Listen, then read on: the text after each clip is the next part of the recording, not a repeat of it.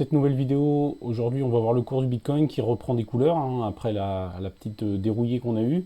Donc plus 4%, l'Ethereum plus 5%. On peut voir que l'intégralité quasiment de la map est dans le vert. Donc sur le CryptoFear, on peut voir qu'on est sur un niveau A10. Donc pour ceux qui ne savent pas, le CryptoFear c'est un indice relatif de peur et d'euphorie. Donc quand le graphique est en bas, on est sur deux niveaux de peur, voire d'extrême peur. Et à l'inverse, quand on est sur des parties hautes, on est plutôt sur de l'euphorie. Donc là, on peut voir que historiquement, on a rarement été aussi bas. On a des niveaux à 9-10 minimum. C'est actuellement sur un niveau sur lequel on est. Donc on peut regarder aussi, ça c'est le même indicateur mais sur une courbe. Et on peut voir que historiquement, quand on est dans des zones rouges, donc des zones de peur, et à l'inverse des zones vertes, des zones d'euphorie, on peut voir que quand on est dans des zones rouges, on est plutôt sur des bons niveaux d'achat. Historiquement, comme on peut voir en 2019, bon, il y avait un petit peu de rouge avant, mais là on a un point vraiment important, vraiment rouge. Derrière, on repart à la hausse. Encore un niveau rouge en janvier, février 2020. Et donc là, on peut voir qu'on repart derrière avec le rallye haussier de 2021 qu'on a connu. Pareil, encore zone rouge avec un niveau à 19, on repart à la hausse. Et là, on peut voir qu'on est vraiment très très bas avec un niveau 10. C'est un niveau qui a été très rarement touché. Je crois que depuis 2018, enfin voilà, 2020, on l'avait eu. Et 2020 et 2019, donc en 3-4 ans, seulement 3 fois.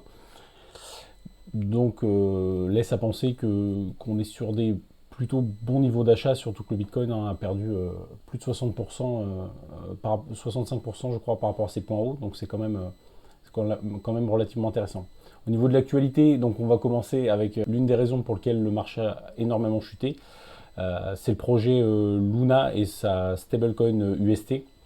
Donc pour ceux qui ne connaissent pas, la crypto Luna, c'était une crypto-monnaie qui était dans le top 10, très fortement capitalisée, qui avait connu une croissance l'année dernière de plusieurs milliers de pourcents, qui dépassait à quelques centimes il y a 2 ans à je crois, 120 dollars au point le plus haut. Donc des gains extrêmes pour ceux qui ont su en profiter. Cet écosystème a une stablecoin, donc l'UST. Les stablecoins, c'est tout simplement en fait des crypto-monnaies qui sont adossées normalement à 1 dollar. Donc c'est des cryptos stables. Contrairement à l'USDC et à l'USDT de Tether, qui eux sont en fait collatéralisés, c'est-à-dire qu'on a derrière chaque USDT ou USDC 1 dollar qui est censé être dans les coffres. Donc ce qui donne de la confiance derrière ces stablecoins.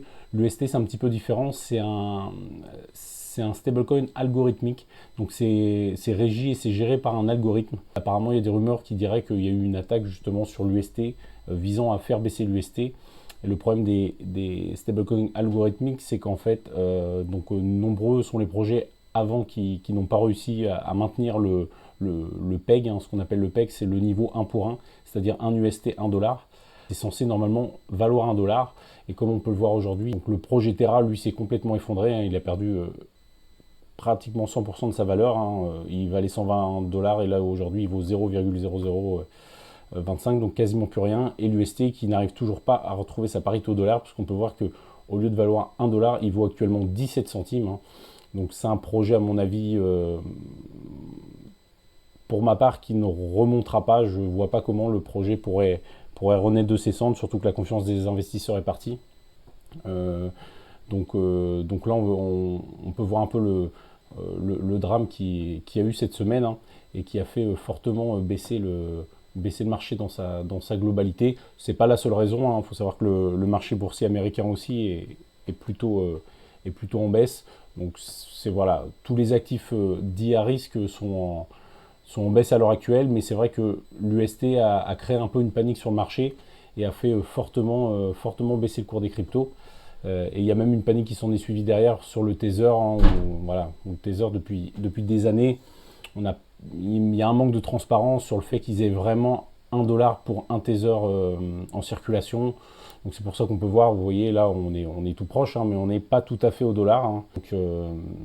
Donc voilà, il y a eu un petit sentiment de peur, mais là le marché se reprend bien. Je pense que le plus dur est passé.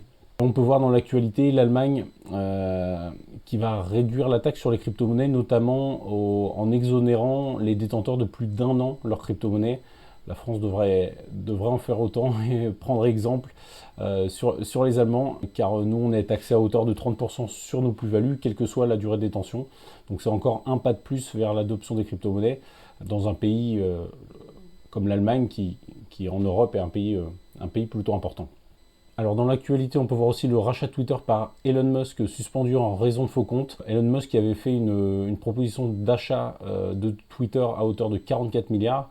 Là, apparemment, il aurait mis en suspens, hein, il aurait demandé à la société Twitter de lui faire un audit sur en gros sur les faux comptes qui sont sur sa plateforme.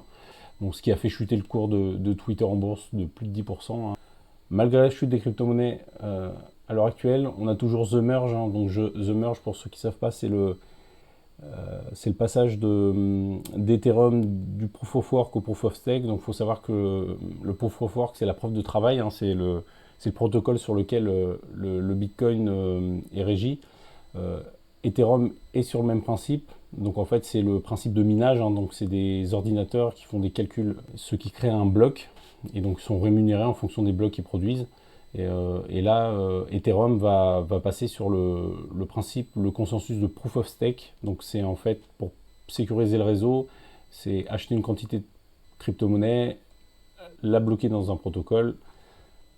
Donc on peut voir là sur le graphique le cours du Bitcoin, donc qui connaît quand même une belle petite chute. Hein. Mais là où je voulais en revenir, c'est par rapport au niveau du RSI. Donc vous voyez cette courbe. Donc le RSI, c'est un indicateur très simple hein, qui nous montre entre guillemets la force acheteuse ou la force vendeuse. Il faut savoir que quand le RSI est très haut comme ceci, là on est par exemple sur un niveau 96, là on n'en était pas loin, 91. Donc c'est des niveaux de surachat. Donc ça veut dire qu'il y a une surchauffe. Et à l'inverse, justement, quand le niveau est très bas, c'est plutôt un actif survendu. Et comme on peut voir par le passé, hein, à chaque fois que le RSI était plutôt bas, on était quand même dans des zones, vous voyez ici, hein, d'achat plutôt intéressant, parce qu'après on a connu un rallye énorme. À l'inverse, quand on est dans des points hauts, comme là, vous voyez, on est plutôt sur des niveaux très hauts, ce qui emmène une chute. Même chose ici, niveau très bas. On peut voir après un rallye, là un niveau assez bas aussi. Et là, on peut voir aujourd'hui, à l'heure actuelle, qu'on est quand même sur un niveau quasiment identique à 2019. Donc on est sur 2019, on était là sur un niveau à 44. Là, on peut voir qu'aujourd'hui, on est sur un niveau à 46. Donc on est vraiment très très bas. Et quand on regroupe ça avec les indicateurs que je vous ai donnés au début, notamment le CryptoFear, on peut voir qu'on est quand même sur des niveaux extrêmement intéressants. Donc là, on va voir un autre indicateur, si la page veut bien s'ouvrir. Voilà. Donc là, on a une courbe logarithmique dans laquelle évolue le Bitcoin. Donc on peut voir notamment qu'à chaque fois qu'il a touché les points bas, il a toujours rebondi. Il a très rarement franchi la ligne. La seule fois qu'il l'a franchi, c'est ici. Donc c'était pendant le crack Covid où on était brièvement passé en dessous. On va pouvoir zoomer un petit peu pour se rendre compte. Voilà, on était passé légèrement en dessous et tout de suite, on était revenu sur cette ligne borne basse. Donc c'est un graphique qui nous montre un peu... voilà, quand on est en borne basse, on est plutôt sur quelque chose qui est plutôt pas cher, plutôt bon niveau d'achat. On a une ligne médiane et on a un point haut. Donc on peut voir que le point haut actuellement est à 197 000 $.